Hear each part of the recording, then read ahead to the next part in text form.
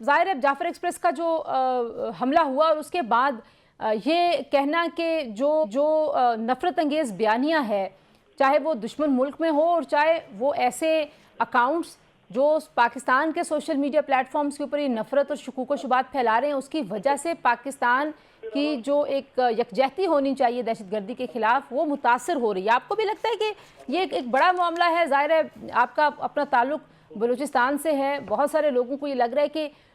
Be L A کو glorify کرنے کی کوشش ہوئی، پاکستان کے جو سرٹن نام نہاد دانشور اور صحافی ہیں اور اپنی افواج کو انہوں نے انڈرمائن کرنے کی کوشش کی۔ ہے کہ جس ملک میں ہمارے جیسے سیاسی حالات ہوتے ہیں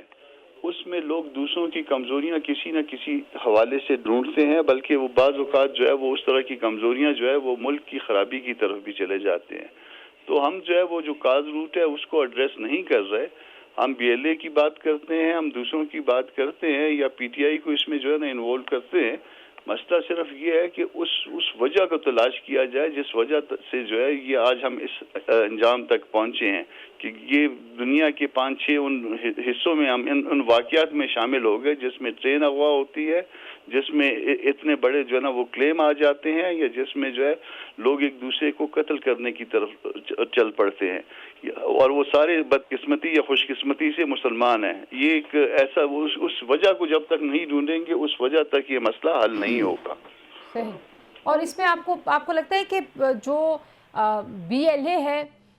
وہ ظاہر ہے اس کو ایک دہشت گرد تنظیم کے طور پر دیکھا جانا اور اس کو اسی تناظر میں رکھنا بھی ضروری ہے سیاسی طور پر؟ اس کو جس تناظر میں بھی رکھے، مگر ایک دفعہ اس بات پہ بھی مائنڈ اپلائی کریں کہ یہ بی ایل اے کے جو لوگ جو اس وقت بی ایل اے کے نام پہ آپریٹ کر رہے ہیں، کیا وہ عام پولیٹیکل ورکر نہیں تھے میرے اور آپ جیسے؟ اور اگر وہ پولیٹیکل ورکر تھے تو اس کو اس انجام تک کس نے پہنچایا کہ وہ ہتھیار پکڑ کے پہاڑوں پہ چلے گئے یا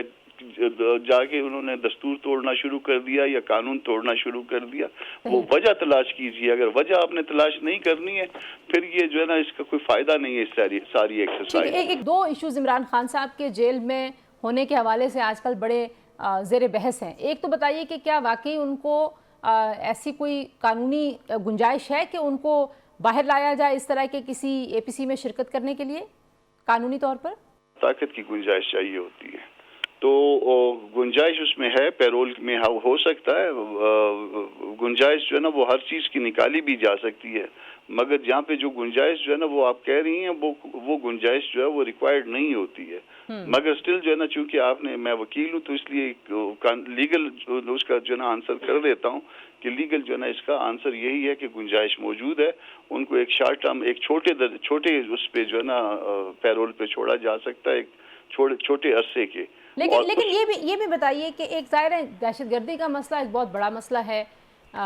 محترمہ جو ہیں وہ شہید کر دی گئی تھیں، لیکن اس کے باوجود بھی پاکستان پیپلز پارٹی نے 1 مہینے کی تاخیر سے الیکشنز کروا لیے۔ پاکستان تحریک انصاف پہ حکومت یہ تنقید بھی کرتی ہے کہ ایک اتنے بڑے ایشو کے اوپر بھی آپ کی جو سیاست ہے وہ اسی ایک نقطے پہ ارتکاز ہے اس کا کہ خان صاحب کو باہر نکالو، اس کے علاوہ کوئی بات نہیں ہے۔ اس میں پی ٹی آئی کے ساتھ بہت سے مسائل ہیں اس طرح کے، اور اس مسائل میں جو ہے نا ان کو تھوڑے سے گریس مارکس دے دیجئے۔ گریس مارکس اس چیز کے دے سکتے ہیں کہ جس کا لیڈر جو ہے موجود نہیں ہوتا تو وہ نیچے والے تتر بتر ہوتے ہیں، اور اس کے ساتھ ساتھ ایک اور بھی ہے، جب اس کے اوپر وہ جو تتر بتر ہونے والے ہیں ان کے اوپر مختلف طرح کے جو ہے نا وہ پریشرز بھی ہوتے ہیں، تو وہ پھر آپ کو جو ہے وہ خلفشار زیادہ نظر آتا ہے اور اس میں مختلف رائے مختلف انداز کی زیادہ نظر آتی ہیں۔